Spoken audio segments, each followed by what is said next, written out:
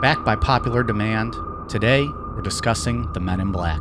But in order to tell their full story, we need to tell the story of Albert Bender.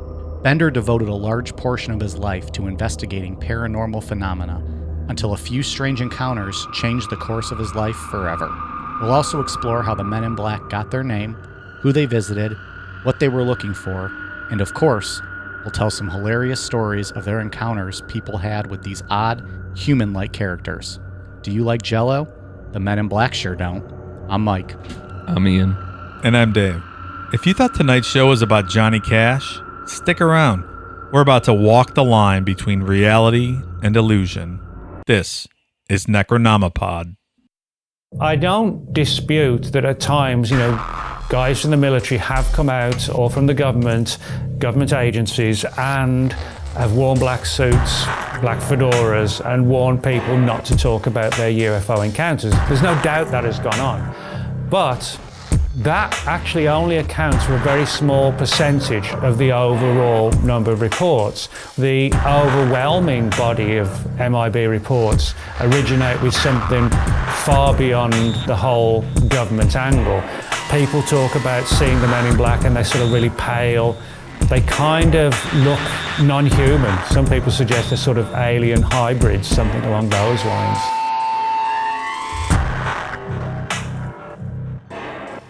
So did you guys watch this ghost adventure show that was in Cleveland at the supposedly haunted Franklin Castle last night?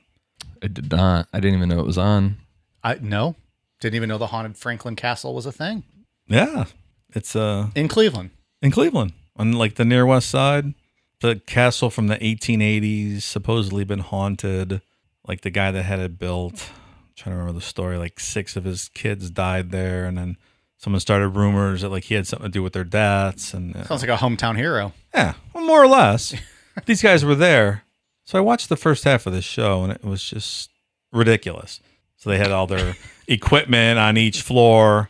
But then, like they have their heat sensing equipment. They're like, bro, it's like 77 degrees here, but look, I move over here and it's 78.2 degrees. It was a little silly. Yeah, I can't remember that guy's name. It's Zach something. Yeah. But he had like a jumpsuit on, and he's he was very real bro. Yeah. They're walking up the stairs. Oh, bro, did you hear that knock? Like clearly somebody was on the other side of the wall mocking. It was nonsense. It's Jersey Shore meets Ghost Hunters. I'm 99% sure that show fakes stuff to 100% it was get fake. Results. It was not real. And people make fun of us for watching pro wrestling. Fuck out of here with that. This was faker than pro wrestling. I'm not saying all of that shit's fake, but this show sounds like it's pretty fucking fake. It's like, the hair on the back of my neck standing up. Oh, something just brushed me. Next scene, they're in a club. Just fist so pumping, bad. throwing back shots of Jaeger, punching Snooki in the fucking face. That's what they did in that show. I'm just saying. Yeah. Man, it was not good. They use the spirit box a lot. Is that where it translate what the spirit's saying? It like is that really a thing? Well, they had some kind of device. It says words out loud. Like, yes, right. You put. Well, I think theirs is the way that they do it. If I remember correctly, is they just say shit and then it says it like just throws out words. So it's Alexa. Kind of dumber. Hey dumber. Siri, what's a ghost singing here? Oh, so dumb. I'm sorry, I did not understand you. You hear that, bro? Bro, you hear that? This place is haunted, bro. Oh shit! You gonna do some Jaeger bombs? It's t-shirt time. I always love seeing stuff about Cleveland, and like I've known that place since I was a kid, and it's like this is so fucking stupid. Did you ever go there as a kid? We went outside and go there 2 a.m, drinking in high school and stand in front. It was like a wrought iron fence on the street, waiting for cool shit to happen. But anything happened? Because ghosts aren't real, so no, of course nothing ever happened. Goddamn. You just got a blowjob and then you went home. Probably. I'm assuming. That Hellier show that I like, that's on Amazon. They do that stuff, but more from a science aspect. Like they're not doing like yelling words into it, like being ridiculous. But they have a thing on season 2 of that I thought was super interesting. It's called the God Helmet, and it was developed by. That's what I call my condoms. When I'm on that Blue Chew, waiting to hear from them. God, Helen. But you put it. It was developed by a couple of professors, and I can't remember what college, what university. But it mimics like an out of body or like a miracle experience, like a spiritual experience. Like people that say that they've had like an awakening from God, those type of feelings. It mimics that. It's like you put it on, and it I don't know, like the electrodes in it and stuff. It's really, really weird, but they have one. There's only like 2 or 3 in the world, and the one guy has one from that show, and they were using that mixed with a spirit box. It was actually really interesting, the stuff that they were doing with that. Never heard of that. That's Yeah. interesting. But not just yelling into some machine. Look at the EVP, bro. It's magnetic spirit stuff going on all over the place here. It kind of sounds like That's John not real. Travolta. Like, that's just made up. That doesn't mean anything. So you don't recommend people watch that episode? Yeah, if you want a good laugh, it's just dumb, though. What was the name of that show? Ghost Adventures. All right, Cleveland. Represent hometown heroes. I was excited to see some Cleveland stuff. Not great. Speaking of It's not great. heroes, people are pretty excited about today's episode based on They the are. teaser. It's fun. When It's did we do? creepy. When did we do Mothman? August? No, last August? like March, like a don't year know. ago. It was like No. episode 8. Oh yeah, Was it? a long time ago. God damn. Time flies when you're having a blast. This is going to be episode 77 Look at that. And we touched on Men in Black then. And now they're back. because they're a big part of that story. Yeah. They're almost bigger. It's almost more Men in It's half Black. the story, yeah. And I think at that time we teased we would do a full episode on them. And we put them on the back burner for a while. And it's time. Yeah. So we're probably gonna revisit some of those stories at the end. Those are good stories. Why not? They're fucking A hilarious. few of those. This is going to be a good show. And Britney Spears even pops in at Well- one point. She does. I'll be honest, anytime you say Britney Spears, something pops always. If you're telling me right now Britney Spears is a Men in Black, then I'm joining and becoming a Men in Black alien. They can probe and prod me all they want. Hit me, baby, one more time. Invade me, baby, one more time. Probe me, baby, one more time. There you go. You know who doesn't think that's funny? Barney Hill. Barney Hill makes an appearance in this story too. Yeah, he does. This is This is so this is the greatest hits of the alien story. Good stuff. That's creepy, man, for sure. Necronomicon alien greatest hits. So what we're gonna really do is take a deep dive into like the general phenomena and theories of the Men in Black, of like who or what they are. And to start with that, we gotta get into a guy that kind of brought this idea to the forefront with Albert Bender. Albert Bender was born on June 16th, 1921 in Duryea, Pennsylvania. He attended high school in West Pittston, Pennsylvania, and was featured in a local newspaper article when he was 18 for writing to people all over the world. He wrote letters to correspondents in various countries, including Peru, England, Romania, and Japan. These letters he wrote were like up to 20 pages long, and his goal was to collect things from different countries like coin and sand. So that's kind of cool. It is very cool. It's just amazing what you'd have to do back then to get information like that. Yeah. That's, To do that back in fingertips the now. 30s. Yeah, right. Yeah. Dear fine sir in the jungles of Peru, please send me a coin. Like, that's crazy. Yeah, I wonder if people if like in Peru were like, yeah, The fuck's this guy doing? all right, Albert Bender. Yeah. Get the fuck out of here. Who are you? Bender? I barely know her.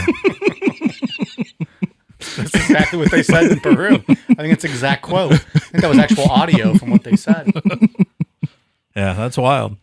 After high school, Bender enrolled in the United States Army Air Corps during World War II in 1942. He was stationed at Fort George G. Meade as a dental technician and later transferred to Langley, Virginia.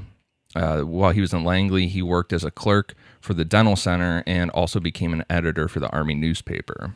It's a pretty great place to be stationed in World War II. Yeah. Not too shabby. It's good to be a nerd during Yeah. World War II. Picking through generals' teeth, I'll take it, right? So Bender's role in the paranormal and specifically with the Men in Black started while he was working at the Acme Shear Company as the chief timekeeper, which at the time was the largest manufacturer of scissors in the world. What's a timekeeper? So that's the guy that's outside the ring, and he rings the bell to start the wrestling match, and he keeps the time. And then when the match ends, ding, ding, ding, and he marks the match. Pinfall, winner at 14 minutes and 36 seconds. That's John Cena or whoever won the match. I don't know. I'm spitballing here. So the scissors plant, that's what they did, like lunch activity? Well, you misread it. It's like a head scissors, like a wrestling move.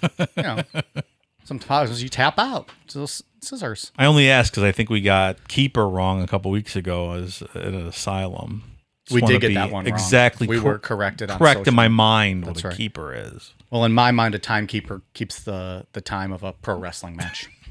From my understanding, he just keeps the time, making sure everybody's doing what they're doing on like the assembly line and stuff. Okay, that makes sense. Like now, engineers have automated that. Yeah. But yeah, back in the day, and Albert Bender had his OCD was through the roof, so this was the perfect job for He's the him. perfect guy for that. Yeah. All right. Well, I think we're going to talk about some of his time habits here in a minute. Yeah. You can relate to the OCD. We talked about that last week, Mike. No.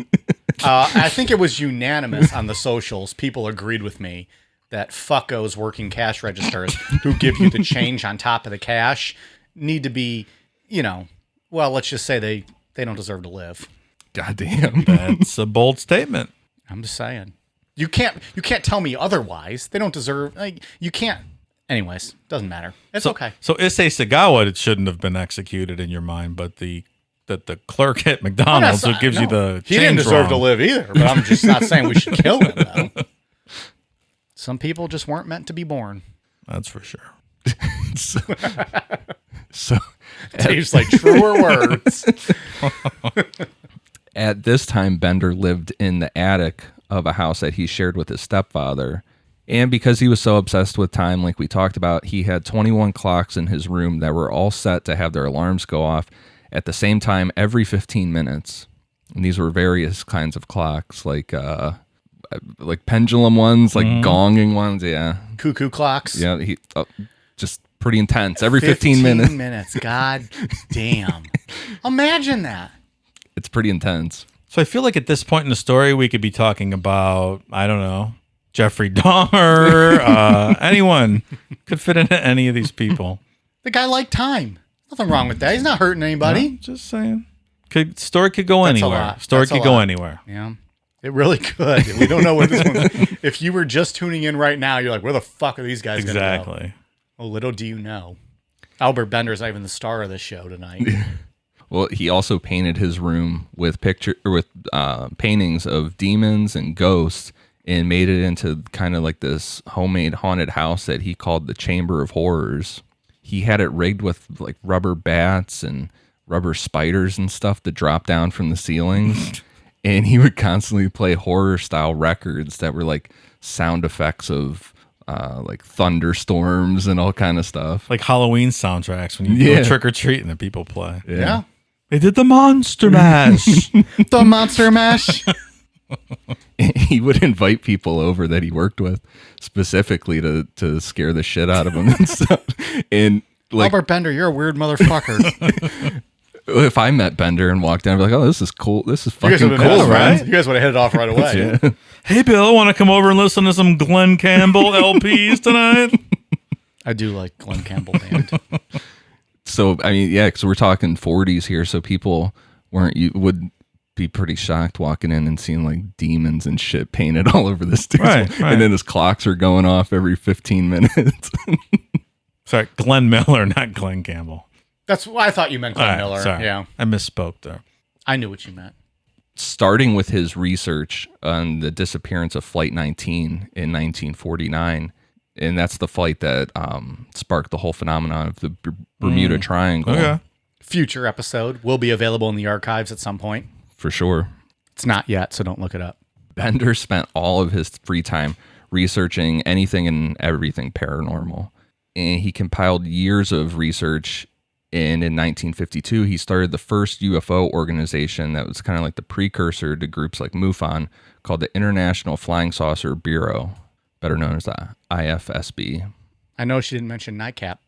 Yeah. Fuck them. We'll talk about them later in the episode. What does MUFON stand for, Mike? The Mutual UFO Network. Nice. Motherfucker, I even wrote it down. I looked it up and wrote it down because I knew I was going to be asked. Come at me at trivia later this month. Motherfuckers. I got this shit. The IFSB was a huge success almost immediately, and it was in large part to Bender's magazine that he self-published called Space Review. This was the official ufology magazine in the country, and as far as I know, the only one that existed that had an actual foundation to it. Meaning it was funded. Funded foundation? People actually bought it and followed what he was talking about. Because back then it was, I'm sure, pretty original for its time, Yeah. right? Oh yeah. Yeah, and he busted his ass to do all this stuff. Yeah. Only a few months after starting the IFSB, Bender would start getting harassed on a daily basis. This harassment started with strange phone calls, and in Bender's case, it would be phone calls with just complete silence on the other end. Because we know, Men in Black ones, sometimes it's silent, sometimes it's weird. Breathing. Yeah, Well, they don't know how to fucking use phones. mechanical They're just- voices. Hello, I'm a man in black. That's exactly what I think when I think of them talking. Is Albert Bender home?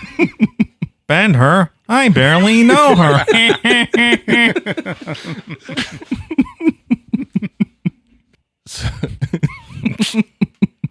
As these phone calls kept happening, he also started to believe that he was being followed.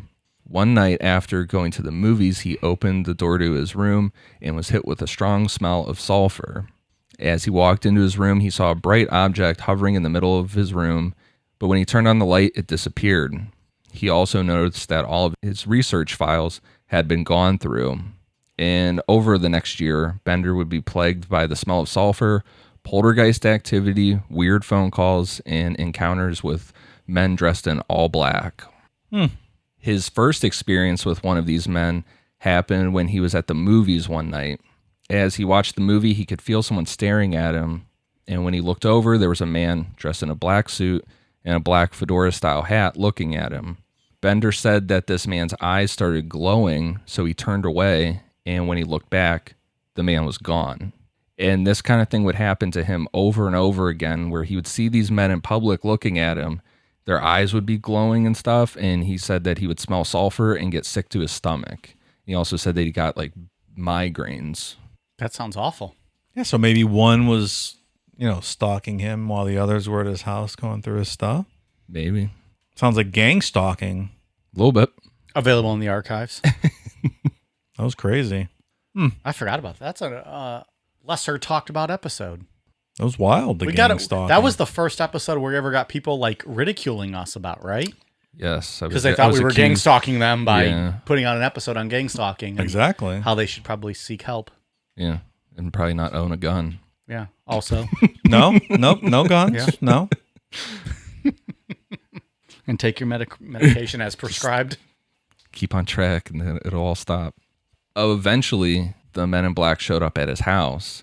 In a group of 3, they showed up and communicated to him telepathically saying, quote, You have dedicated yourself to the solution of the strange problem of unidentified objects in your atmosphere. Your interest is deep, sincere, and you have devoted many hours to it. We also know that such interest and determination in it might lead to something that could harm you. Mike, I think you dropped your pocket protector when you were leaning over to the microphone. Hurt my nose. So is this a threat to him, or are they trying to warn him and help him? What do you think? I think it's a threat. yeah. Yeah. Yeah, it's more of a threat. Didn't we try telepathy in the studio one day on one of our prior shows? I think we did. I feel like we did. early on. Yeah. Available in the archives. Find it for yourself. Did it work? I don't think it worked. I did not. Britney Spears did not show up at my house, so no, I don't think it worked. I don't think that's what telepathy is, but Well, I tried to tell her to show up at my house, and she didn't show up. I thought I tried to communicate with you. We did try that. I can't remember what episode that was. Failed experiment. Yeah. So afterwards, these three men told Bender to quit all of his research into UFOs, and they took every copy of Space Review that they could find in his house and disappeared into a cloud of yellow fog that smelled like sulfur. And with that, only a year and a half after Space Review started in the ISFB, Bender published one last issue that read, quote, "The mystery of flying saucers is no longer a mystery. The source is already known, but any information about this is being withheld by orders from a higher source. We would like to print the full story in Space Review, but because of the nature of the information, we have been advised in the negative. We advise those engaged in saucer work to be very cautious." Saucer work. I love that. And That's wild. he just quit. So this guy dedicated his life to this, and then something Scared scared him enough to put this out and just stop and cease. Yeah. See ya. And like you said, this was the only magazine that held like a foundation that people gave a shit about. It was super successful. Like, there were tons of people joining his group and reading the magazine. Because I'm sure everyone was interested back then. What do you think our listeners would do if next week we came out and we're like, don't talk about this conspiracy stuff. It's dangerous. We're going to stop. Be careful. And then we just ended our show. Necro out. Yeah. Yeah, maybe. Enjoy your last cool down beer. What do people do? Like, it's just, People would probably be super and he was more weirded- successful than we were. Like, he was Yeah. making a living off of it. People would be super weirded out by it, I'm sure. That's wild. He just gave it all up. Could achieve cult status. Maybe in however many years this is, people would be talking about us. Those dudes that just quit. Like, oh, they were fucking drunk. They probably drove their car up a cliff driving home one night. Those fucking losers. 0.45 blood alcohol I don't content. give a shit. No one misses them. It's a fucking clowns. Like we said, Bender dropped this subject, dropped the whole thing, but another IFSB member named Gray Barker went forward with it, and he ran with it. In 1953, Barker published a book titled They Knew Too Much About Flying Saucers, and that book featured Bender's story and officially coined the term the Men in Black. Gray Barker is kind of an odd figure in the world of UFOs and the paranormal. He says he's a true believer, and people do believe he is. He's written and researched a lot of stuff, especially with the Flatwoods Monster and Mothman. But at the same time, he loved hoaxing things and playing pranks on fellow IFSB members and other researchers. Probably not the best like path to do when people already don't take your craft seriously. Right. He's half ufologist and half, jackass Yeah. cast member. Right. Yeah. Like, Yeah. Credibility he really, like, I issues. fucking hate this guy because he ruins the story. Yeah. He Like, fucks it up. he puts the disbelief in your head. Sure. And fuck him. I mean, something like this, credibility is, should be your number one goal, and you kind of shoot yourself in the foot when you do stuff like this. Absolutely. So I almost wonder, like, did he get into this just to fucking troll people? I don't know, man. And we'll talk about Albert Bender's book here in a minute, but some people even believe that Albert Bender didn't write his book, that Gray Barker actually was the one that wrote that too. So I don't know. Gray Barker really muddies up everything that he's involved in. Fuck you, Gray Barker. Go ahead. Sorry. God damn. Regarding the Men in Black, he would do stuff like prank call Albert Bender pretending to be one of the Men in Black and stuff like that, and get Bender all fired up and kind of telling him that these stories were more than what they were, and just like added to this paranoia that Albert Bender had. It muddies up things, and I'm trying to think of it. There's like this skeptic website out there, and that's immediately they're like Gray Barker hoax. Sure, of course. So I mean, so he stole this guy's story, profited from it, and just fucked with the guy. yeah. Yeah. Bender let that initial story of his encounter with the Men in Black sit for 9 years until he published his book titled Flying Saucers and the Three Men. In this version of the story, instead of just these three men vanishing into yellow fog, they surrounded Bender, knocked him unconscious by just touching his shoulder, and when he woke up, he was in an underground alien base in Antarctica. It's like Spock. Damn. Put the move on his shoulder and knock him out. Yeah. I wonder why Antarctica. There's a whole thing with Antarctica, with the Nazis and all kinds of stuff, and the Hollow Earth, and All right. yeah. Teaser. God damn. Here's a question. 3 episodes right. involving Antarctica. I got fucking Antarctica. Can we do it on set down in Antarctica? I'll go with I'd love to go down there. sure. Beer is always cold. So when he put this book out, though, was it meant to be fiction? No, this is his account. Okay. But like I said, there's a lot of people in the UFO community that think Gray Barker wrote this book. It wasn't Albert That's what I just Bender. didn't know when this book came out. Was it meant to be like just kind of science fiction-ish based on loose experiences, or this was meant to be his gospel? Like this happened. Yeah. There, the Men in Black told him that they were not human. Instead, they were inhabiting human bodies they had stolen from people to blend in with society. The Men in Black went on to tell Bender that the Earth was unlike any other planet in the universe, and since it was filled with chaos and suffering. Like, supposedly, we're the only planet that exists that like kills each other and all this kind of That stuff. sounds about right. I can get into that. I believe that part. Sure. We suck. Fucking humans. The only reason they came here was because they needed our seawater to use as a fuel source. And after explaining these things, the Men in Black revealed their true form to Bender, which in drawings looked a lot like the Flatwoods Monster. Ooh. That was Available in scary. the archives. That thing was scary looking. With those little red beady eyes. Yeah. So according to Bender, his story, now he's surrounded by 3 Flatwoods Monster looking things. What year? Little different than those creepy ass motherfuckers. Yeah. Men in What Black. year was the Flatwoods Monster? That was in the 50s too, wasn't it? Yeah. And Gray Barker investigated the Flatwoods Monster heavily. You'll have to refresh my memory. Did we talk about Gray Barker in the episode? Or Don't remember. Not really much. I used a clip of him talking in the intro. Though. okay. I sense some cross contamination here. A little bit. Yeah. Perhaps. So when Bender was taken back home, the Men in Black left him with this message. You are charged to keep our secret. We do not wish to take extreme action, and you will find that you will often consider giving away some part of this information. When you get such thoughts, you will be reminded of the consequences by headaches, which will be almost unbearable to you. At such times, beware of more serious conditions that we can bring about. So if you even start thinking about disclosing this information, they'll give you a headache. Yeah. If that doesn't work, they'll give you Give it the old Barney Hill treatment. Make Possibly. you fucking come without having an orgasm. The fuck is that? Just saying. soil your drawers. Yeah, sounds awful. Like sitting in a meeting or something. So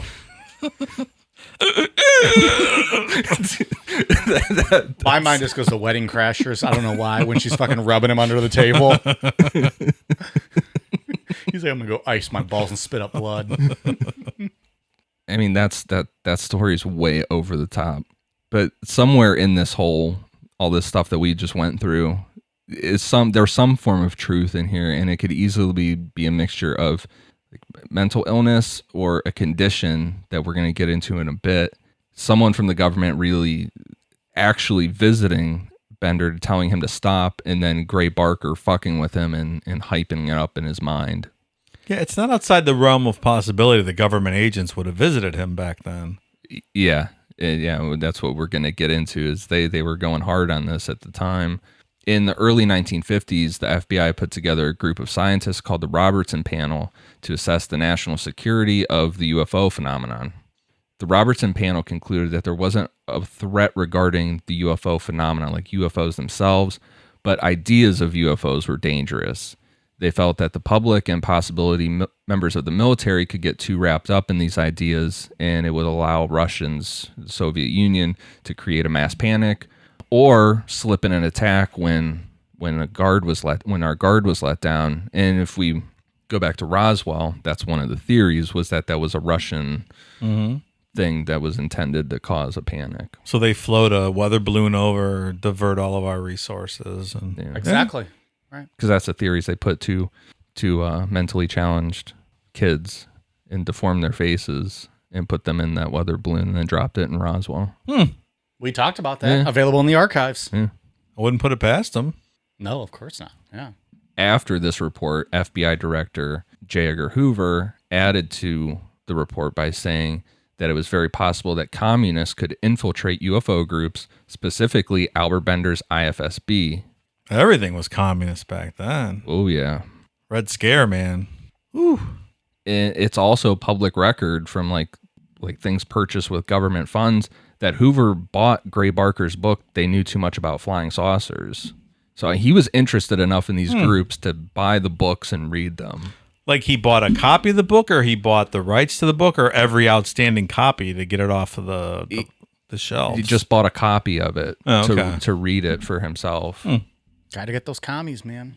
And these guys too, because we talk about UFO groups now, like you brought up NICAP, and some of them that take themselves very serious and can kind of be dicks about stuff. But these, like Bender and Gray Barker, like these dudes were just having fun with this. You know, they were super interested in it and they were just having fun. Your guy had 35 fucking clocks in his bedroom. Like he's not taking anything too seriously. Hoover also sent out FBI agents to go out and start asking some questions regarding these groups. And coincidentally, the same year he did that was the same year that Albert Bender had his encounter with the 3 men in black.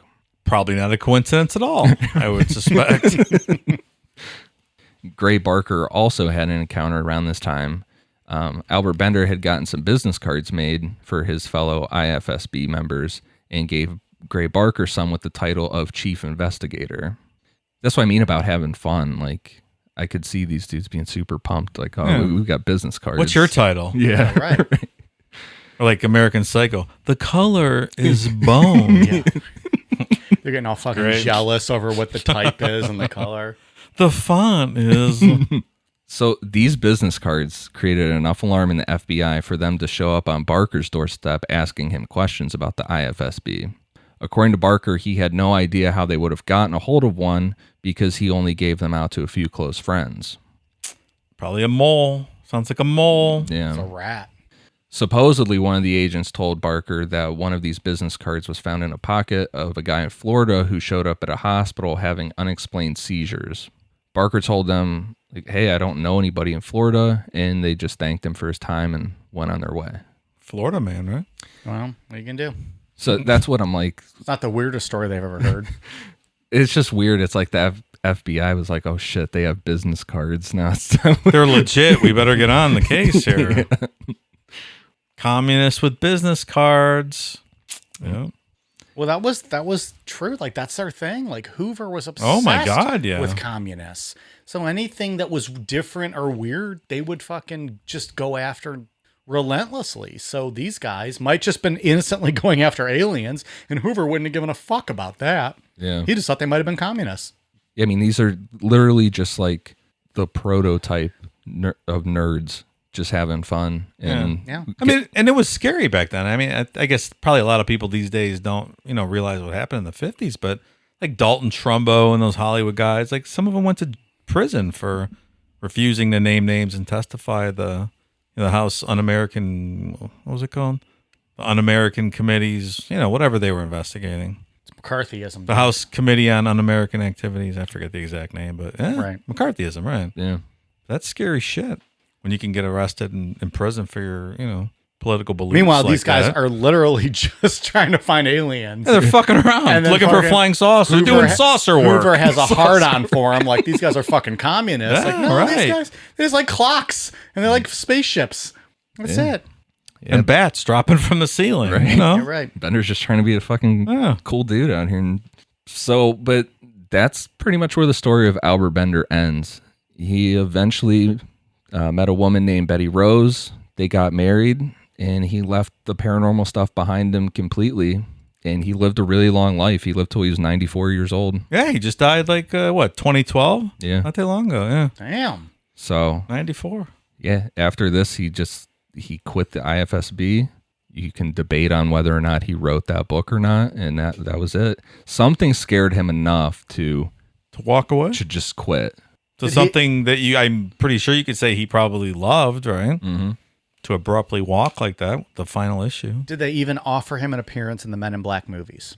I don't Cameo. know. Loose cameo, even. Those movies are so fucking I saw the first terrible. one when I was like in whatever grade that would have been, like fourth grade or fifth They're not grade or that something. bad a movie. Well, the first one isn't that bad. It's just not. It's not the Men in Black. It gives you a very different interpretation. No, the first Men in Black is awful. not. It's a good movie. The only good thing about those movies is Linda Fiorentino was in them. I don't even know who that is. I don't know who The that woman is in the either. movie. I haven't seen the movie in 20 years. I'm just I saying did. it's a I good watched movie it at the one time. time as a child in the theater. And you were like, fuck, this isn't the Men in Black. Get me out of this bullshit. Threw his popcorn at the screen and walked out. Not good. yeah, I believe if that was 5th grade, 4th or 5th, I had already read John Keel's book about Mothman, so I was already. Dave probably also hates Independence Day, which is a fucking awesome movie. Why would you say that? If you hate Men in Black, you hate Independence Day. They're That's fantastic incorrect. movies. They're both Men in Black fantastic is not movies. fantastic movie. It's Men in terrible. Black is good. Men in Black is good. No, it's not. It just misrepresents the actual Men in Black. And it's not good. You're telling me Tommy Lee Jones made a bad movie? It's not good. Sorry, man. Well, you're wrong. I don't love it. You're wrong. It's a little silly.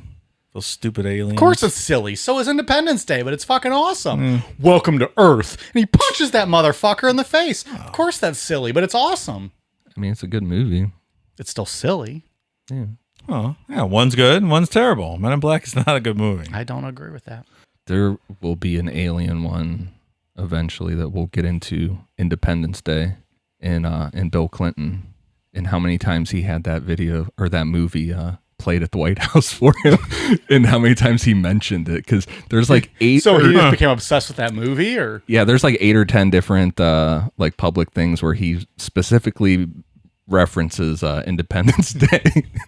he wanted to be Bill Paxton. Yeah. He wanted to be Bill Paxton in that movie. Yeah, one of the ones I can Bill think- Pullman. Bill Pullman. Yeah. That's who it is. Yeah. Yeah, there was something. What was it? It was a bill, something that was getting fought. That they were fighting, and he said something along the lines of, "Well, if this was like Independence Day, we wouldn't be playing these games." So that'll be a future It's alien one. ridiculous. Today we declare our independence.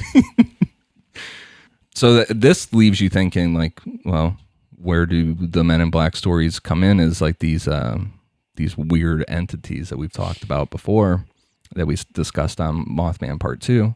And that is where we are going to get into tulpas, one of my favorite subjects. We'll be right back. We like to drink beer, a lot of it. After a long night of drinking and talking crime and conspiracies, there's nothing that wakes us up and gets us ready to start the day better than Just Brew coffee. With a great selection of roast levels to choose from, you're guaranteed to find one that suits your style. Small batch roasted to highlight the unique features of each coffee bean, Just Brew Coffee caters to both casual and hardcore coffee drinkers alike. Since 2010, Just Brew Coffee has worked tirelessly to perfect the roasting process and technique, which has resulted in seriously delicious, always flavorful, and never bitter tasting coffee. If you're already drinking JBC, raise your mug. If you're not, raise your standards. Check out their online store at youjustbrew.com and up your coffee game today. Use code NECRO15 to receive 15% off your order of 2 pounds or more. And remember, they roast, you just brew. So this definition for a tulpa comes from a book called Excalibur Briefing. Quote, a tulpa is an entity created in the mind, acting independently of and parallel to your own consciousness. They are able to think and have their own free will, emotions, and memories. In short, a tulpa is like a sentient person living in your head, separate from you. It's currently unproven whether or not tulpas are truly sentient, but in this community, we treat them as such. It takes time for a tulpa to develop a convincing and complex personality. As they grow older, your attention and their life experiences will shape them into a person with their own hopes, dreams, and beliefs. So that's hard to wrap your head around. What's the Excalibur Briefing? It's just like a paranormal book. So Excalibur, that's King Arthur's sword. Yeah. I think that was Mike's college nickname for his penis, King Arthur's sword. It wasn't, but I would love if that was one. But what does that mean? Isn't that also the one that was hard to get out? Exactly. Got stuck like dogs. Like a dog's penis, they get locked I think up. it just meant I had high standards. Like, go ahead, make this thing get out. If you get it out, it's yours. Much like Never Kid mind. Rock, Mike fucks so many hoes he's in the Hall of Fame. Is that a Kid Rock thing? I don't know that quote. Fuck so many hoes I'm in the Hall of Fame. I'll take your word for it. Isn't that a Kid Rock lyric? I know I like NASCAR Day, but I don't know every Kid Rock lyric. I'm sorry, I don't. Sorry. Fuck so that, many hoes, I'm in the Hall of Fame. All right, I'm getting that tattooed on my tank. 30 pack of Strohs, 30 pack of hose. Now that one I know. No Rogaine, but the propane flows. Right? Is that American Badass? No. This is ridiculous Kid Rock lyrics. I liked old Kid Rock. Yeah. Who didn't? Ball with the ball. Back in the old days. Yeah. It's all right. Cowboy. Yeah. All right. Okay. Moving on. So a tulpa's kind of a hard concept to wrap your head around, I think.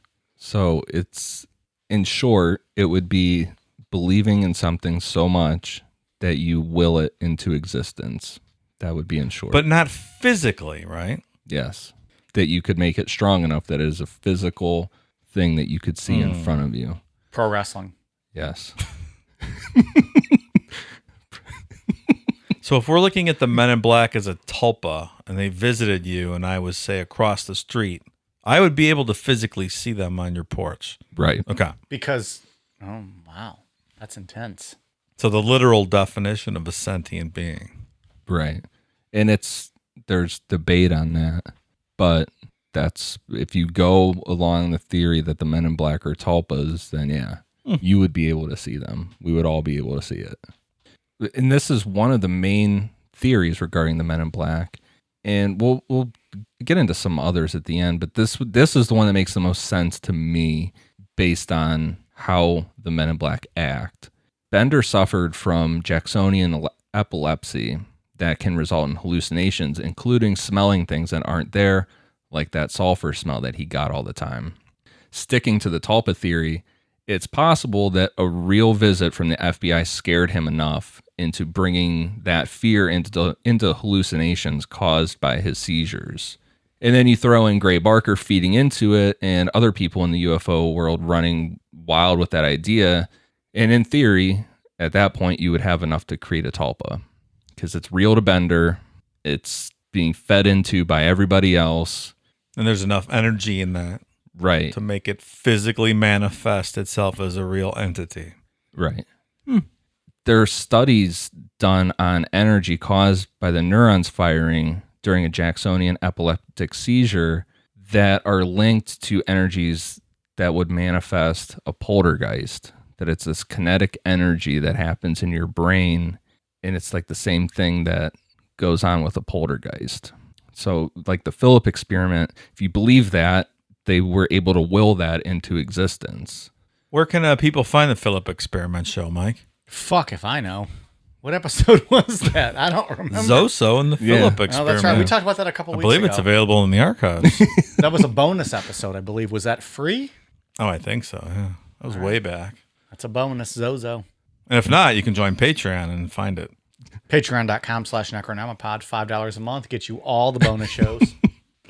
But that Philip shit was wild, man. That fucking table rolling all over the room by itself. They worked on that for a long time, building it. They built him a whole story and backstory. He was like from England in the 1700s or something. Yeah. He had a wife, Yeah. and things happened to his wife. I mean, they really got detailed into that.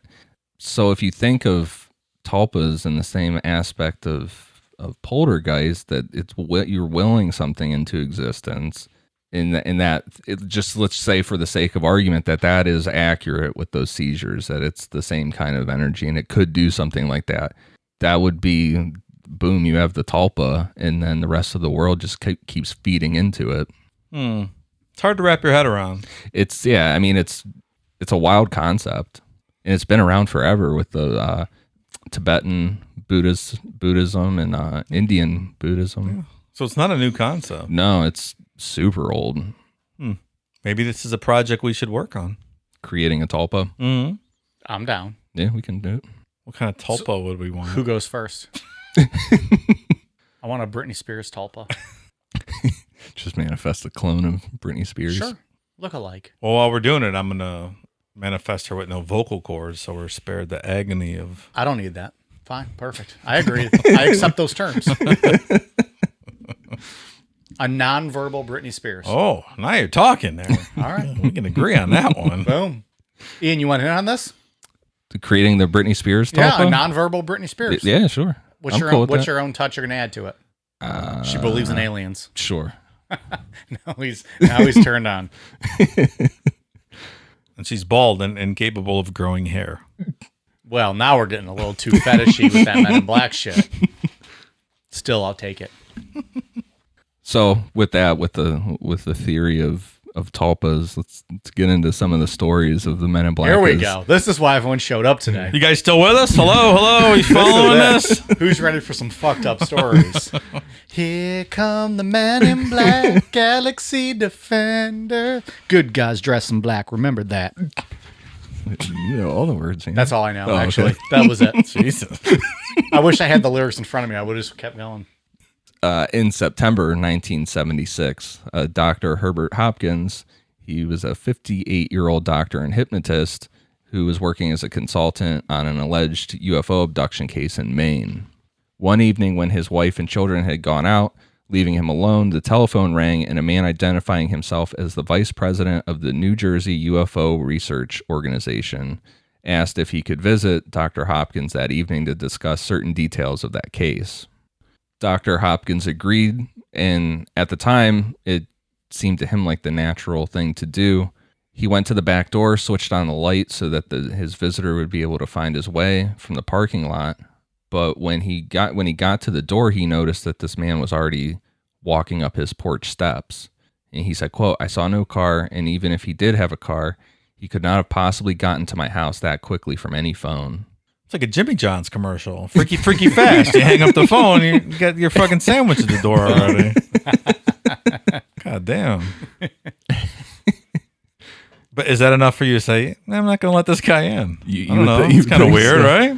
Yeah, Well, and that's the thing with the Men in Black stuff is people always say like they're willing to like let them in and stuff, and then afterwards they're thinking like, why the fuck did I even let that person in? Every girl I was with in college. That's what they think about you. I'm willing to let him in, but then afterwards, why the fuck did I let him in? Me. Here come the Men in Black. So this man was dressed in a black suit with a black hat, tie, and shoes, and a white shirt. When he took off his hat, he revealed himself to be completely hairless, not only bald, but with no eyebrows or eyelashes. He said his skin was dead white and his lips were bright red. In the course of their conversation, this man kept apologizing that, quote, something was wrong with my lips. Like he just kept saying, excuse me, something's wrong with my lips. And he would touch the back of his hand to his lips. Like he wasn't, like, you know, you would like normally wipe your lips. Like he was doing it wrong and like using the back of his hand to do it. And after multiple times of doing this, it was revealed to Dr. Hopkins that this man's lips were painted on. Like his mouth was not a normal mouth. He had ended up wiping off this, like, I don't know, like red lipstick or paint or On the what. back of his hand, there's just his lipstick now from wiping it. So he's lipless. What's Yeah. that called when you have no lips? Seems like it should be called something. No lips, Lipless? but no hair. Like either, like imagine that. It's weird, dude. No eyebrows, eyelashes, hair, and no lips. Well, he might have had some lips, but he exaggerated them with like the lipstick or whatever. But I think the account said he didn't have any lips. No, he did not have No lips. lips. That's just fucking. Yeah. I mean, like we talked about before, it's a copy of a person, but not exact. So there's some Right. of these Just a little small off. details that are not That's right. creepy. That's so fucking. And they always That have, is, dude. and they always have these weird, the voices are always like either real monotone, they say, or they like don't. Sing song is always the thing that gets brought up with Yep. them. So it's just imagine this guy like real monotone saying like, sorry, there's something wrong with my lips, and like doing that over and over again. Like, get this fucking guy out of my house, man. Right. Don't invite someone like that in your house. Yeah. I mean, if you had a Jimmy John sandwich, maybe you could send Give me the sandwich. the fuck outta Peace here. out, Pally. Give me the sandwich. Peace out. The bootlegger is what I always get. No onions. Turkey and roast beef, lettuce, tomato. Fuck yeah. That's where it's at. Well, when I used Well, to the eat, gargantuan. I would get the gargantuan when I used to eat meat, but yeah, The gargantuan is so good. that's good It's stuff. what is it? It's like all their meat double, It's everything. but then you're drinking water for the next 6 days. It is the saltiest thing. The That's gargantuan's delicious. The bootlegger is my also go-to. What do you get? I've never had Jimmy John's before. Really? Yeah. Interesting. I like it. Yeah, never had. Well, the owner of Jimmy John's is a big game hunter, so fuck him. Yeah. You're probably eating elephant when you think you're eating roast beef. So. Yeah, he's a piece of shit. Yeah. Agreed. So it was only afterwards that Dr. Hopkins reflected further on the strangeness of this visitor's appearance and behavior. Particularly odd was the fact that his visitor stated that Dr. Hopkins had 2 coins in his pocket, which was correct. He then asked the doctor to put one of the coins in his hand and watch the coin, not himself. As Dr. Hopkins watched, the coin seemed to go out of focus and then gradually vanished. And, quote, "Neither you nor anyone else of this plane will ever see that coin again," the visitor told him. After talking a little while longer on general UFO topics, Dr. Hopkins suddenly noticed that the visitor's speech was like slowing down, and the man then rose unsteadily to his feet and said very slowly, quote, "My energy is running low, must go now, goodbye." And he struggled to walk to the door and down the outside steps, like uncertainly, one at a time, like he was going to fall down the stairs or didn't know how to walk down the stairs properly. Like those sorority girls coming out of Mike's dorm room in college. Zoom, zoom, zoom. Couldn't walk straight. Just saying. Here come the man in black. And since this is an audio medium, no one saw this thing that you did. I didn't see my hands going up. Celebratory. Someday we'll do an audio. We'll do a camera visual recording of the show, maybe for an episode. We can't do it all the time. Dr. Hopkins saw a bright light shining in the driveway that was bluish white and distinctly brighter than a normal car. At the time, however, he just assumed that it was this stranger's car, although he neither saw it nor heard it. Later, when Dr. Hopkins' family returned, they examined the driveway and found marks that could not have been made by a car. They were in the center of the driveway where wheels would not have been. But the next day, the driveway had not been used at all in the meantime, but these marks had vanished. I mean, to be fair, it could have rained or the wind blew. Yeah. Could have happened. Could have. I don't know if the wind would have done that. But Right, but Mother Nature could have taken. if there was a course. tornado, could have happened. Yes, a tornado could have wiped that away. You know, I saw a couple different accounts of this story, and one of them said that when he was doing this coin trick stuff, he started asking him about Barney Hill. Do you know who Barney Hill is? Right. Did you see any of that stuff? Yeah. Where Dr. Hopkins, it's like, yeah, I've heard of Barney Hill, and I think he died a couple years ago, or died recently, whatever it was. What did the aliens say? Or what did the Men in Black say? Barney Hill didn't have a heart, just like you don't have these coins anymore. Something real weird like that. Jesus. Yeah. So it's interesting. Barney Hill and the UFO conversation. Wow. That's wild. Yeah. But I mean, Barney died of a cerebral hemorrhage. Right. He didn't die from a heart attack. or Yeah. anything. So I'm going to behave and not make a Betty joke. I don't need Angela Hill whooping my ass. that's right.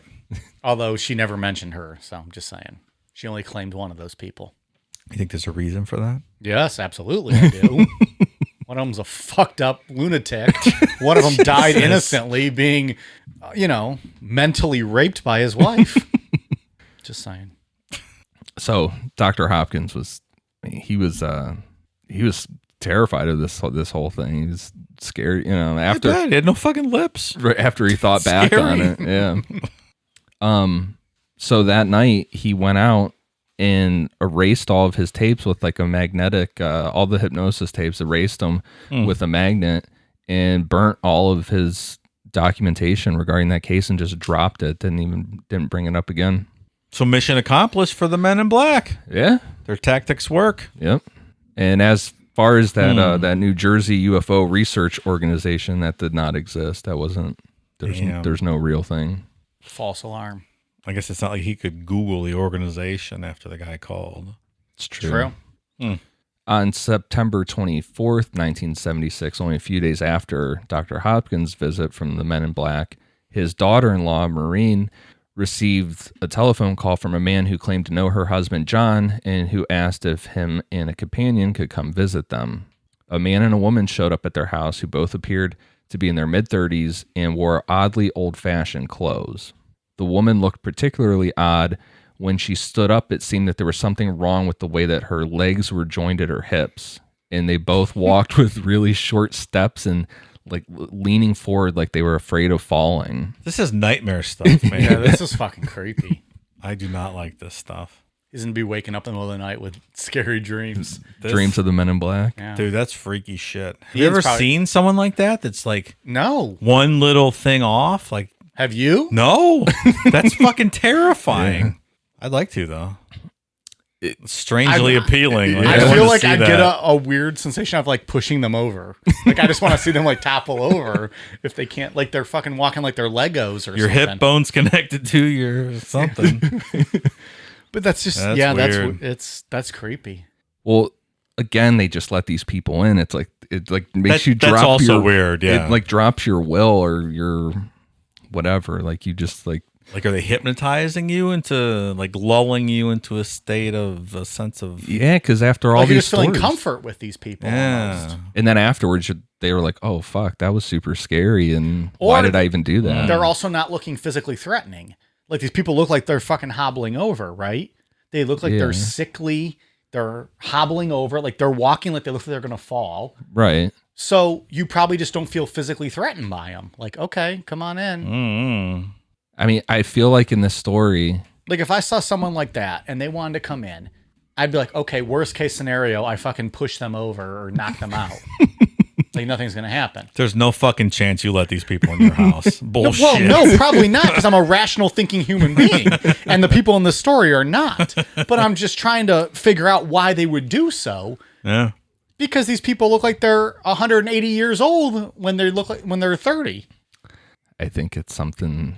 If these stories are all real, there's something making people just agree to it. Maybe. So these two sat awkwardly on a sofa while the man asked a number of detailed personal questions. Stuff like, did John and Maureen watch television much? What did they read? What did they talk about? That's the other thing with the Men in Black. They always ask these personal questions that don't seem to make much sense about anything. Well, that aren't relevant. What's the scuttlebutt? What's the gossip? Yeah, it's just not relevant. What's going on? Yeah.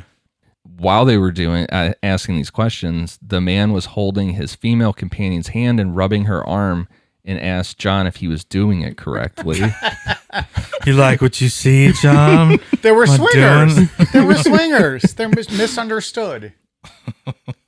How weird would that be, though, too? Like if... Oh, this is where it gets weird, Ian? Oh, This I is mean, the where whole it's where story it is fucking terrifying. Like what I'm showing you, John? You like the way I stroke that arm? Could be stroking your cock right now. Take my strong hand. So John left the room for a moment, and the man tried to persuade his wife, Maureen, to sit next to him. And he also asked her how she was made. He was very interested in like staring at her. Does your daddy fuck your mommy? No, I didn't think of it like that. Oh, that's how I thought of it. No, I picked how I read it was like, how is she made? Like Physically, how like your how is her anatomy. body put? Yeah. Oh, I thought of it the way Dave did. Like just looking at somebody, like looking at how are you made? Yeah, right. Did your daddy breed your mommy and put some seed in her? Except I thought of it more as like he was innocently actually asking. Like I don't think he even knew. He was just asking. How Like are one you of the made? birds and the bees I guess. discussion. He didn't know. You can see it that so way we too. legitimately all interpreted that 3 different ways. It's just sweet talk. That's fucking Dirty wild. talk. Men in Black dirty talk. I don't know. Maybe. You like it in the pooper? Shortly afterwards, the woman stood up and announced that she wanted to leave. And the man also stood up, but he just didn't move forward to go. He just stood up. He was between the woman and the door, and it seemed that the only way that she could get to the door was just like walking straight through him. Like she couldn't figure out walking around this guy. So she was like stuck behind him. Oh, man. And finally, the woman turned around to John and asked, quote, "Please move him. I can't move him myself." And then suddenly the man just started moving, left, followed by the woman, both walking in straight lines and didn't say bye. And that was just, they were gone. Bizarre. God damn, pal. I'm trying to picture having someone in my house like this. And then you're like cool with it. And then afterwards you're like, wait, what the fuck was that? That's, yeah. The next one, late one night in 1966, when a Mrs. Butler and a friend were staring at a patch of the night sky, watching a curious display of unidentified bright objects hovering in the sky. Without warning, one of these lights dropped down at high speed, and just before it hit the ground, the UFO suddenly came to a halt and bobbing just a few feet above the field. Suddenly, this light shot away, vanishing into the night sky, and over the next few days, whenever these two friends shared details of their encounter, they were hit by really painful migraines. During an interview between Mrs. Butler and John Keel, who John Keel we remember from Wrote the Mothman book? Right. He's the one that brought it to the forefront of like what the Men in Black are like on the ground. Like, Because after Mothman, there was a bunch of Men in Black activity in Point Pleasant, right? Right. Wasn't that the mailman? Like they were running all over the streets? Yeah, tearing up people's mail and shit. Yeah. Weird shit, man. Kicking packages. These are Fucking maniacs. hilarious. I want to see that so bad. So out of the blue during this interview, she asked John Keel if he knew anything about mysterious men visiting UFO witnesses, like men who looked like military personnel, but who may not have been. Like we said, John Keel had already been heavily investigating Men in Black stories, so he kind of played it down and said he heard of a few of them, and so instead he didn't want to like risk influencing her and like getting it all hyped up, so he just like sat back and let her and listened to her story. Mrs. Butler told John Keel that 6 months after the UFO sighting, a quote, Major Richard French showed up at her doorstep identifying himself as a representative of the military and asking questions about flying saucers. Just like all the Men in Black, there was something that just wasn't right about Major French. His skin was an odd shade of olive, and we'll get into that at the end. It's either they're pale white or olive skin. Mm-hmm. His face was extremely pointed, and so was his chin. He spoke English, but his voice was very monotone, and he dressed in a black suit, black tie, rather than a military outfit. So it's kind of like he spoke like he was reading a potato soup recipe. Yes. Okay. Just trying to set the parameters here. Just trying to define monotone. Put some context around it. Before being able to ask about any like real UFO related questions, the man said that his stomach was causing him trouble. Mrs. Butler offered him some Jell-O, and he quickly declined and just left. Do you know what flavor? I don't know. I imagine it is lime. That's what I like, green Jell-O. Yeah. Also, is Jell-O a stomach settler? Like, well, it's kind of an odd thing to offer someone who's got a stomach ache, right? They give it to you in hospitals, so I don't know. Well, like it's easy to swallow and probably digest. Dissolves but, like, easy. Yeah. There's not much to it. It's just water and gelatin, right? Yeah. Okay.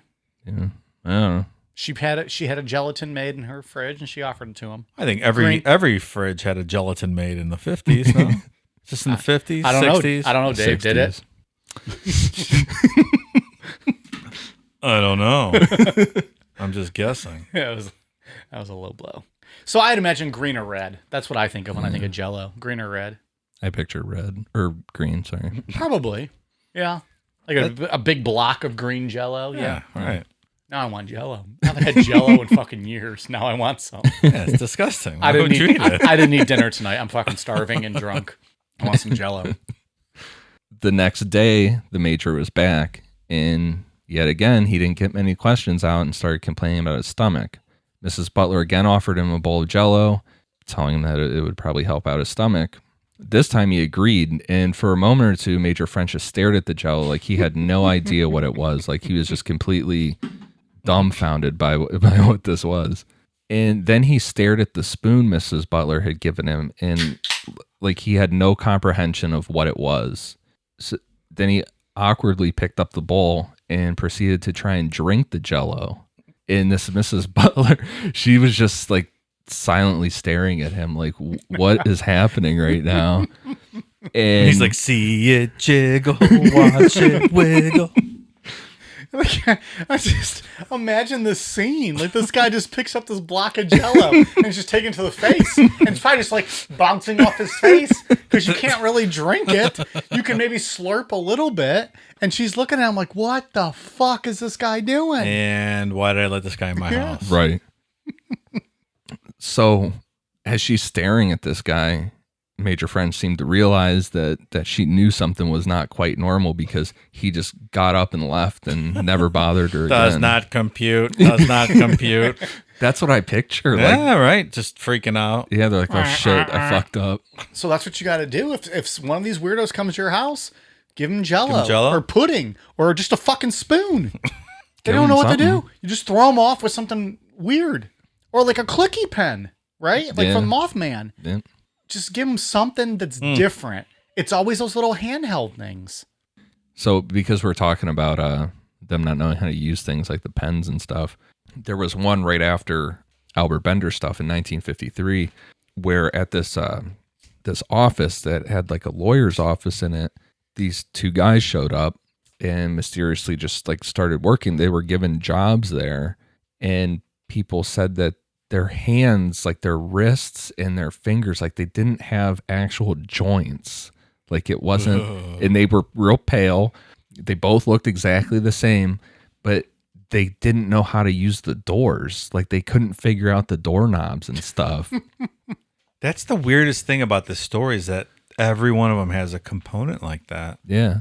And the weird thing is back in this day, because a lot of these are the 50s through the 70s, you don't have the internet. All you had was mainly John Keel and a couple other guys going around and finding these stories. And there's no way for these people to get together and be like, let's concoct this story. Yeah, exactly. But yeah, they said that these guys like just couldn't figure out how to use the doorknobs. And like my mind immediately went to like, well, how did you get into the fucking building if you can't figure out how to use doors? Like their hands are just squishy and they can't close it tight enough. Yeah, Like they with no said that- joints, it's kind of like fluid Yeah. limp. Like that's weird, man. Like maybe they were a tulpa that wasn't Fully formed. Yeah. they weren't strong They enough. haven't been there yet. Oh, we got to make a tulpa, man. I would fucking love to. The next one, and this is one of my favorite ones from John Keel's book, The Mothman Prophecies.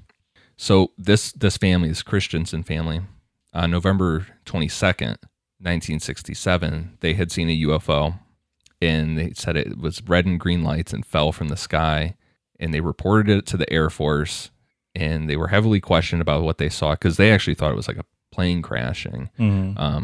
So that was kind of end of it when they reported it. They were questioned about it, and that was the end of it. Then on January 9th, 1968, at 5:30 p.m., there was a knock on their front door in Wildwood, New Jersey. 17-year-old Connie Christensen went to the door, and she was just like immediately taken back by this person, and she said to her mother, quote, "It's the strangest looking man I've ever seen." Mrs. Christensen then went to the door and unlatched it and looked outside. There was no car in view, and it seemed unusual because the Christian home was in an isolated area, and people aren't going to walk there on foot. Right. They're not Ubering out there. Right. A tall man stood at the door and asked if Edward Christensen lived there. He said he was from the, quote, the Missing Heirs Bureau, and asked to be let in. So they let this guy in. He told them that, like, he's inherited money, and I'm trying to figure out if this is the right guy. So they let him in. Yeah.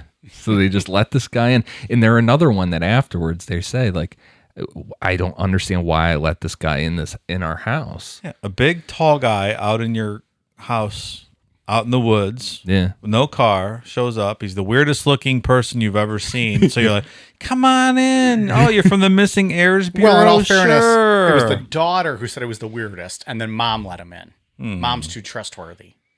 The daughter might have been like, motherfucker, don't let this guy in. If they had a Ring doorbell, they could just be like, get the fuck out of here, weirdo. You fucking Gumby ass looking motherfucker. Gumby ass. Well, he's like, It's like, let me in. I'm Gumby, damn it. So they said this guy was like 6.5 feet tall God damn. and had really, really broad shoulders. He wore a Russian fur hat with a black visor on it. Get the fuck out of here. Had a very long He black got them coat. apple bottom jeans, boots with the fur.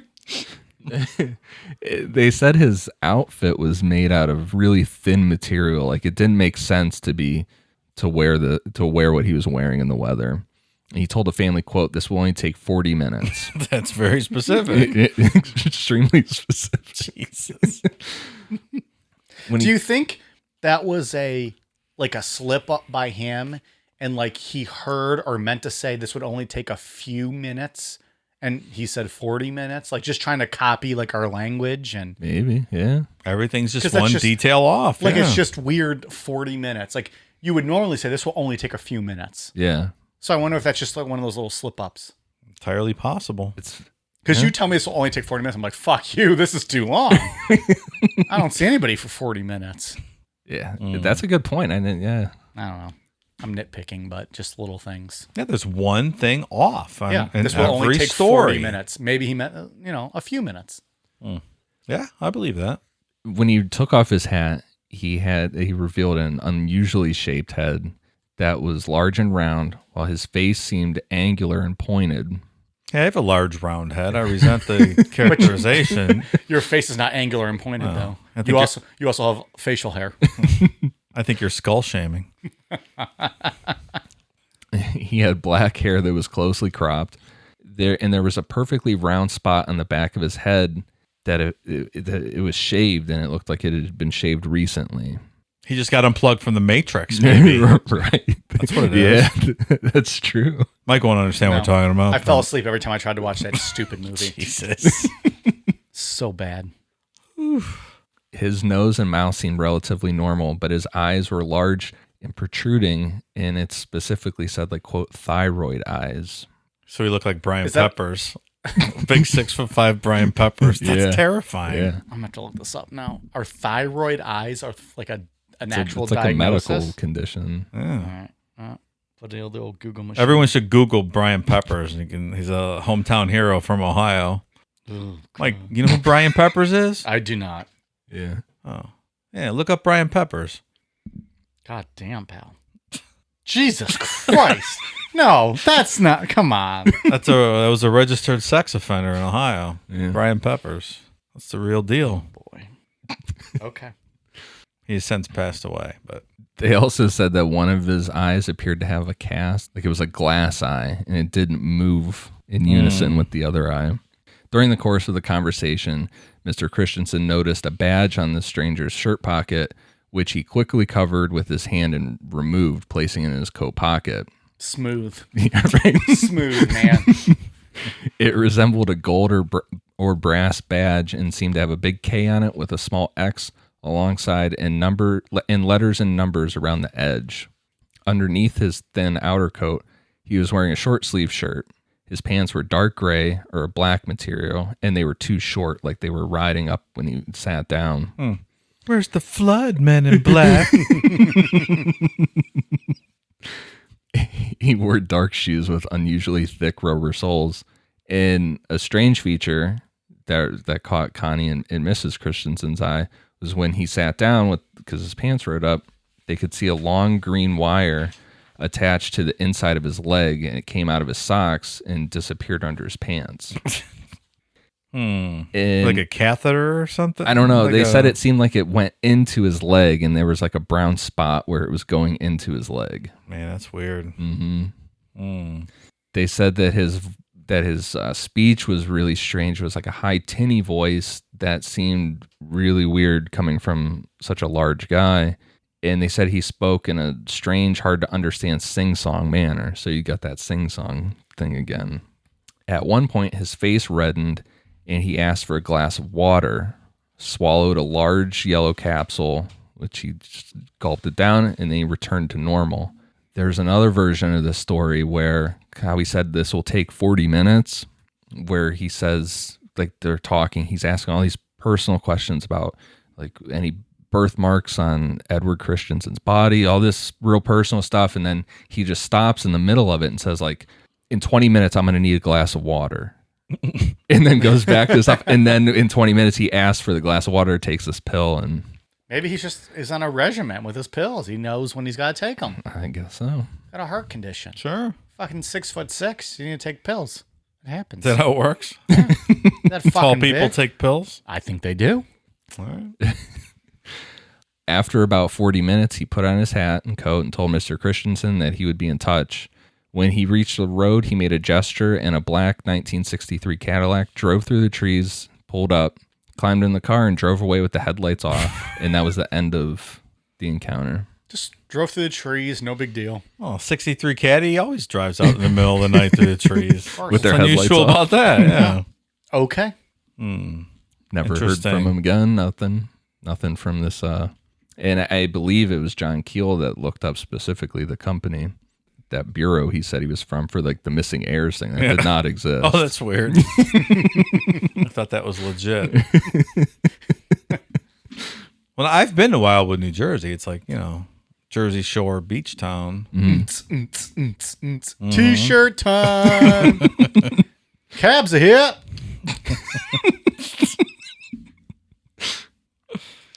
Oh, boy. All right, and then this last one we're going to get into, this one is way over the top.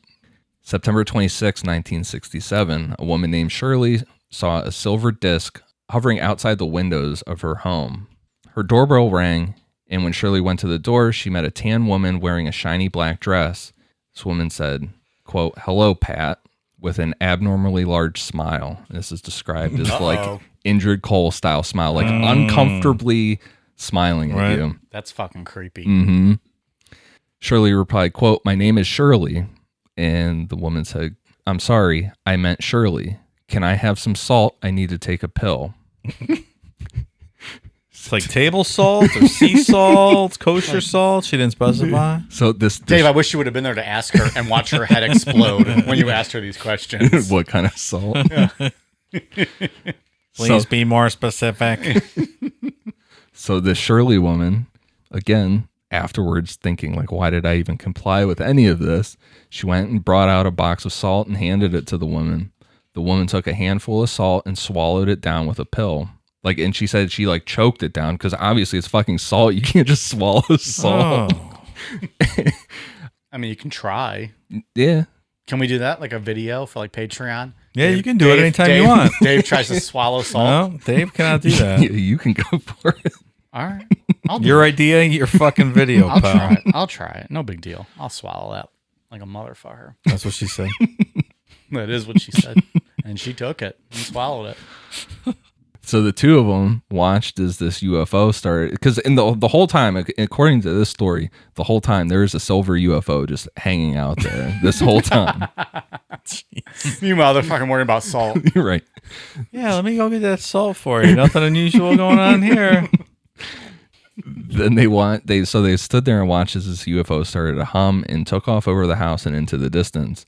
And then this woman, this extremely tan woman wearing this black shiny dress, just turned around and walked out into the night and just disappeared. Then later that night, two men in black suits pulled up. It was two black suits and hats pulled up in front of Shirley's home. They set up a camera with a large red light on top and just started taking a bunch of pictures of her home. And then after a while, after they were done taking pictures, they left, got in their car, didn't turn on their headlights, and just took off. There's too much similarity that runs through all of these stories to be made up.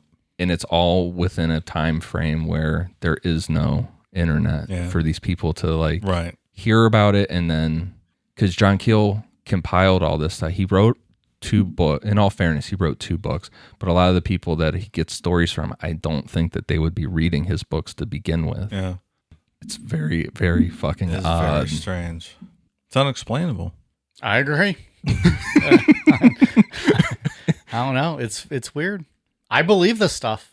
And there's tons more. These aren't the only ones. There's also other stories that happened in Point Pleasant, West Virginia after the Mothman, too, with... We want to recap some of those. Yeah, because those were crazy. Some of those classic Men in Black ones. What was it with people running around town stealing mail and Well, that's the funniest kicking thing. packages? Yeah. And, I just picture a bunch of these Men in Black just run around and, like you said, just like there's kicking and damaging things. They look weird. They look off. Like no one knows what the fuck they're doing. Like they look like kids dressed up in suits. That's how I picture it. Well, and then at that time too, with them ripping up mail and stuff, they were going around saying they were from the Census Bureau and asking really odd questions that you wouldn't ask that the Census Bureau would not ask people. What was the one where the guy showed up with his tape recorder and was interviewing people? Was it like at a funeral or at someone's house after a funeral? So if going back to Mary Hyre she was a reporter and she wrote all those news articles about paranormal stuff. And then when Mothman happened, then that was like game on with that. And then John Keel came into town and then those two started working together on stuff. So she was visited by two men in black, typical. At the newspaper office. Right. They came into our office and they said, what would you do if you were ordered to stop writing about UFOs? And she said, go to hell. I'm a Ray Fuck you, bitch. Right. That's what she said. In so many words. So then she left. Later that day, another guy came in, same description. He said his name was Jack Brown. And she said that he was stuttering really, really bad, like couldn't talk properly and had a really weird accent. And said, asked the same question. What would you do if you were told that you can't write about UFOs anymore? She gave him the same answer. And then he started asking some questions about John Keel. Like if she knew John Keel, he started asking her questions about Gray Barker. Well, he asked her first about Gray Barker, and then she just brought up John Keel, and he said that he used to like John Keel a lot. But then he read a story that John Keel said that he saw UFOs himself, and he's a liar. Like that kind of pissed him off. She was like getting to the point where it's like, okay, you need to leave because we're past hours now. Like, get the fuck out of here. And so she just left and like left him standing there. And like, he was like talking like he was just in a loop almost, like still talking, even though she was like a short circuited android that just keeps in a loop. So this is where it gets super weird is I can't remember her name off the top of my head, but she had seen the Mothman. She was having like a picnic or something. Okay, it wasn't a funeral. Yeah, just some sort of family gathering. Right. Jack Brown rolls in, says his name's Jack Brown, and against their will or whatever, they let him in. He didn't want to talk about the Mothman or anything like that. He had his tape recorder with him, like this big tape recorder, and he couldn't figure out how to turn it on. And so they said he like fucked with it for a while. And he just couldn't figure it out, so he just said "fuck it," and he like started putting the microphone up to people's mouths, like recording what they were saying without it even being turned on. All he asked people was what Mary Hyre would do if she was told to stop writing about UFOs. Fucking weird, man. Yeah, beyond weird. And everybody there, I mean, you would think in your mind you'd be like, I don't know, man. The fuck do I know, pal? Right. Just having a picnic. Jesus, let me eat my hot dog in peace. Yeah. Fucking cunt. Very strange. And then the one right before that was the little guy that came into her room, the real short one that was like only 4 feet tall, and he got fascinated with that pen. She was like the old clicky click. Yeah, because she said she was like on the phone and like put her hand over the phone, like take the fucking pen, like get out of my office, asshole. And he just started cracking up laughing and took off with it. It's so weird. So creepy. But there's tons more of these stories. Yeah, there's the one from New York with the guy with the steak that didn't know how to eat it properly, like didn't know a fork and knife, didn't even really know what food was. He was like, "What do I order? Like, what am I doing? I want food." Yeah. How about a steak? Fucking weirdo. I want food. Steak. Okay. Do you remember the Unsolved Mysteries episode on Men in Black? I thought those were kind of weird. I have not seen them. I watched one the other night. Like the lady in Manhattan just walked by the guy and just the same kind of thing, like not a human face. It's just off. Yeah. Yeah. Like that's scary. You know, I watched that the other night. There was some interesting, I don't remember if it was angels or what it was. There was something super religious and ridiculous on that. I was like, I can't imagine Dave sitting here watching this nonsense. Oh, I scanned forward to the Men in Black. I watched the whole episode. It wasn't great. Yeah, there's something about it that just makes me feel extremely uncomfortable reading about the stories and like really trying to put myself in seeing something like that. Well, it's obviously there's something there. I don't think it's mass hallucination, right? Like there's an underlying theme running through all these. These people saw something. Something's happening. I think that there's a lot of them that can be explained away by groups like NICAP rolling in and saying that they're more important than they really are and wanting to get the scoop on things. I think there's a lot that can be explained away by that. Well, and that Gray Barker and him just being a fucking troll. Right. Like, probably did have a lot of good intelligence on this subject, but trolling people and making them believe things that probably weren't also there, and that doesn't lend a lot of credibility to the whole subject. Yeah, and I think you could say that. You could say NICAP can be responsible for a lot. There's the Tulpa theory we already talked about. Mm-hmm. There's also a theory that's been put out there that it was a lot of it's just like a CIA like psyop thing to see what mass paranoia would do to people. And I mean, I can't discount that. No, I mean, go back and listen to MK Ultra because there's all those sub projects under MK Ultra, like Midnight Climax and stuff, where they were just dropping LSD in people's drinks on beaches and stuff. So I mean, what the fuck? Yeah, that's putting some weird people out there to see mass paranoia is a lot more tame than just going and drugging people. Yeah, right. So, but these couple like specific ones you read about, because there's tons that you read about where people are aggressive and say like, quit talking about UFOs or whatever. But these really, really odd ones, I don't know, man. There's that Dan Aykroyd story too. Oh, yeah. That's a good Do one. we want to get into the Dan Aykroyd Yeah, one? it's entertaining. Of course, let's tell that story. So Dan Aykroyd was doing a show for the Sci-Fi Channel. Out There. Is that what it was called? Out there, yeah. I know he was doing it with Dr. Stephen Greer was going to be one of his guests. If I remember correctly, they had wrapped up filming everything. He had just gotten done wrapped it up. It was ready to go, and he was going to be on Saturday Night Live either that night or the next night with Britney Spears. Boing. Well, like he was in the bill. I don't know if he wrapped up filming or whatever, but Britney Spears called him, so he went outside to take a phone call from Britney Spears. How exciting is that, Mike? It's fucking awesome. He was also in the movie Crossroads, Academy Award-winning film, in my opinion. What Academy Award did that win? In my opinion, it won all of them. In my opinion, it won all of them. Oofa. It was the greatest movie of that year. What is that? Maybe I never even Crossroads. heard of it. It's a Britney Spears film. Is it like a documentary about her? No, it was like an actual movie, movie. And I don't know. She traveled across country with her friends and made her dream come true. And Dan Aykroyd played her dad, and people jerked off to it and watched it. So, by people you mean yourself?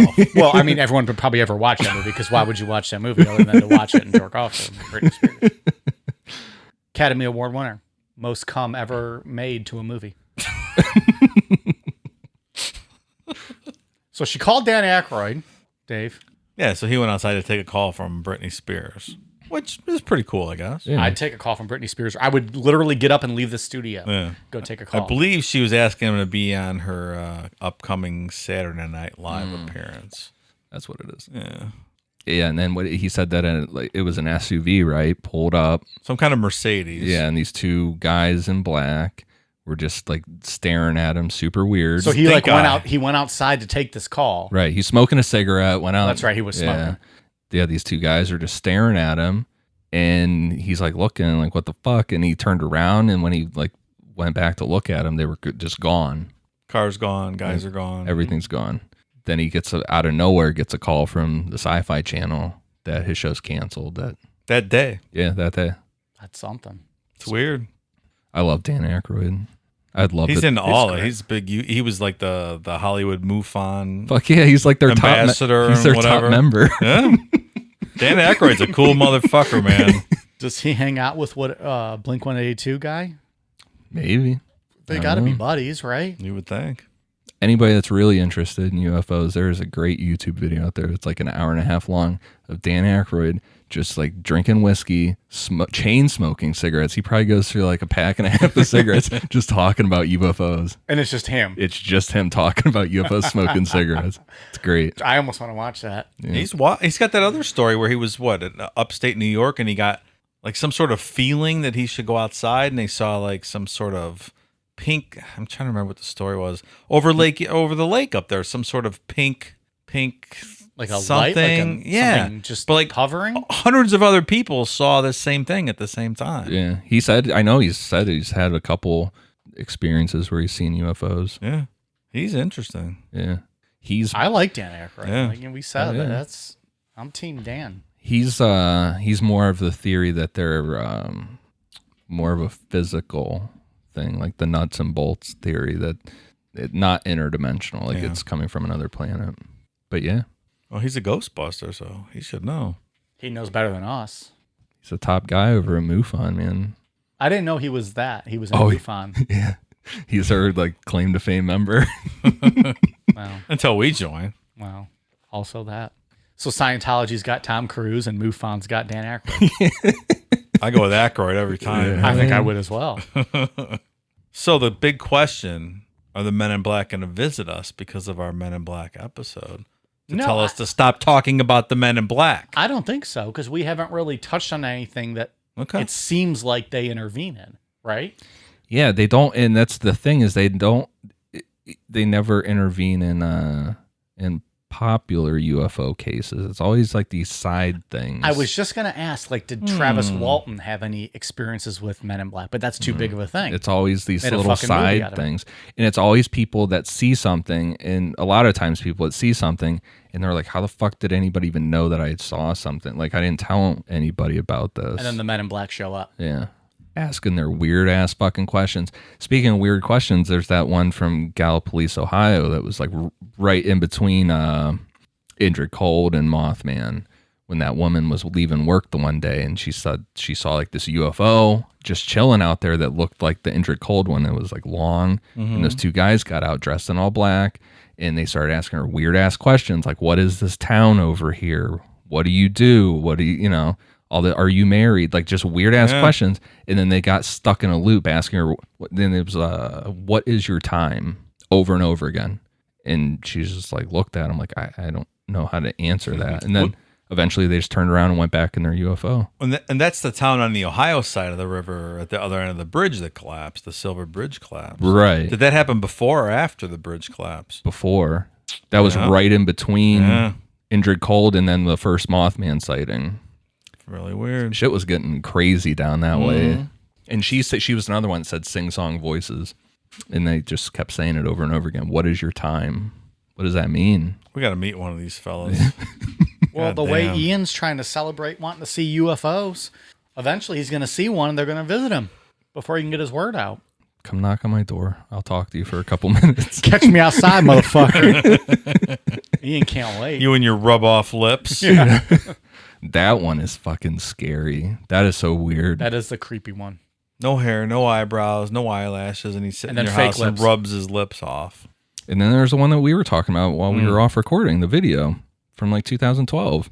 The security cam video. It Yeah. was in Maryland. There was some sort of UFO sighting. And these two Men in Black guys came in looking for what? The hotel manager and or the witness to the UFO Right. sighting. But there's security cam video. And you can Google it. And I think we you can posted it. see them, Yeah. man. They They're look like identical. Identical twins. And all the people there was witnesses in the hotel and the like multiple employees that were trying to talk to them said that they no eyelashes, no nothing. They looked like twins, and that the one picked up a pen off the counter and was like looking at it like, what is this? Like real confused by it. I mean, and you think these are, back in the 60s, 70s. This was less than 10 years ago. Yeah. And they do. They look so out of place. They look like they're from the 60s. Yeah. They're the way that they're dressed and everything. They're both super tall. Weird. Really weird. Well, that's Men in Black. And technically, if they're tulpas, we all fed the tulpa tonight. We made them stronger. If you get creeped out, you fed the tulpa. All right, let's go. I want a tulpa. I mean, you fed the Men in Black tulpa. If you got creeped out by any of this, I don't know if I got creeped out, but I do believe it. so you fed the tulpa. Okay. Let's go. I want them showing up. Come at me, bros. I want to experience this. It'd be weird. But it seems like just offer them something that they're not familiar with, and you're going to, like, send their brain into a trigger. You fuck up Like, their they don't- programming, they don't know put them what in to a do. loop. Yeah. Like give them Jello, give them a spoon, give them a pen. Like show them like a mouse to like a computer, like a clicky mouse. They don't know what the fuck to do with that. Give them a remote control to a TV. Maybe they don't know what to do with that.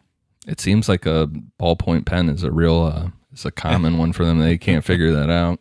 Yeah, just I don't know. It'd be fun to fuck with them, like in that sense. Oh, yeah, for sure. Yeah. It's like when the Mormons come to your house, or the Jehovah's Witnesses. You fuck with them as well. Like I would love, like if they came to my house, I want to give one a steak, but give him a knife and a spoon, and see him make it work. Because obviously, you know, you gotta just scoop it up them and just fuck with them like something slightly. I'm gonna give you a beer with a straw, and I'm just gonna mock you for drinking a beer with a straw. Maybe it'll send his brain into like a, you know. I'm sure a straw would really fuck with them. Well, they wouldn't know what to do. Yeah. I don't know. It's Think of- interesting, man. It's What the other? most interesting. I want people to tweet us or Instagram or Facebook us. What weird shit would you do to fuck with Men in Black? That's what I want to know. Or have you ever seen a Men in Black? Or if you've ever had an encounter with a Man in Black. Yeah. But I want to know how you'd fuck with them. Really, just throw them off a little bit. Jello. Wonder what they think of cereal, like hard food floating in a liquid. What would they do with that?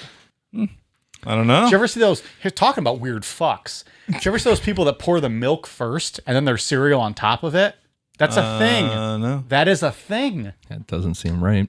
People pour their milk first and then the cereal on top. I don't eat cereal. Seems like you would just, like it would just overflow your cereal everywhere. It just seems like a dumb fuck thing to do. What's or the wait, di- no, it wouldn't. What's the but, difference? yeah. I don't know. It's Dumb terrible. fuck thing to do. Yeah. You pour your milk because then your cereal first is going to float on top of it. Then you have to wait for it to get soggy and True. then bottom Right. out and then pour on top. Like, All right. what kind of psychotic human being does something like that? I mean, yeah. The same kind of psychotic that eats SpaghettiOs cold out of the can. Well, you and me both, brother. Absolutely. I haven't even had dinner yet. We've been going on 6 hours of drinking, and I have yet to eat food. I think tonight's going to be a French bread pizza kind of night, though. Stouffer's French bread. Me gusta. So the roof of your mouth will be burned and cut up for 3 days. Well, it'd be consistent with my tongue that is still a fucking, destroyed mess, with cut up as it is. Well, I have a new life goal to create a tulpa, so Start working on it. The Necronomicon Culpa. Come up with something. be pretty fucking cool. I like to think it's a Men in Black, but with like an Annalise voice. Hmm. Wouldn't that scare the shit out of you? Oh my god. No hair, no eyebrows, no eyelashes. She had a sexy voice. Well, gives me a boner, but that's just me. That's an unbluechewed boner too. Imagine if you had the blue chew. Well, if they sponsor us, then I'll take it. But And so will she. boom, take it, Annalise. All right, we got anything else on? We got anything else on Men in Black, Ian? No? Dave, you got anything else on the good guys dress in black? No, Remember that? man. I love these stories. They're so creepy. Yeah. I focused a lot on the Tulpa theory. I mean, there's others out there. There's other, there's some theories with Aleister Crowley bringing things into existence. There's some interesting stuff out there, but we'd be sitting here doing this would turn into crazy. We'd have to do Aleister Crowley. Then we'd have to do. yeah. You'd be here for a week. And we'll get into him though at some point. Yeah, right? yeah, for We'll sure. do Aleister Crowley. I mean, if you like these stories, though, Google, there's tons more out there, and they're all just super creepy. Yeah. If you want to look further into it, it's a fun read for sure. All right, some shout outs to some new patrons. Thank you very much to Bryce Parkinson, Michelle Cook, Bobby Roseborough, Chelsea Wheeler, Shay Neba, Devin, Jess, Sarah Emerson, Jared Brown, Nick Pappas, and El Delalo. Thank you guys very much. If you're interested in becoming patrons, we are at patreon.com/necronomipod. Ian, what do you got for us? For iTunes, I have one for Lou Lucas 89, Nico 5468. This one looks like they slammed their hand on a keyboard. JW 48, KD Virgo 67, and that is it. Thank you guys for the reviews. Dave, what do you got from the socials? From Instagram, Stop Talking Christina. No, you can keep talking. That's her name. Stop Talking Christina. Erica Lynn 23. Erica sent us some Jeep swag in the Yes, mail. some Thank you awesome so shirts. much. Really cool. Hell yeah, thank you. I have a Jeep, so I'm going to put my shirt on, drive my Jeep around town. There you They go. see me rolling, they hating. Motherfuckers try to catch me riding dirty. French Graffito, Cheyenne Lewis, Shaybeard O'Neill, and Jessica Jane. On Twitter, SpaceCat122, Lord Die 666, and Perfect Blue 89. Thanks, everyone. Yeah, so if you're on Facebook, Necronama Pals is a, I guess, underground Facebook group that started up. They're looking for new members. Yeah. Yeah, a huge thank you to them because they're promoting us big time over there.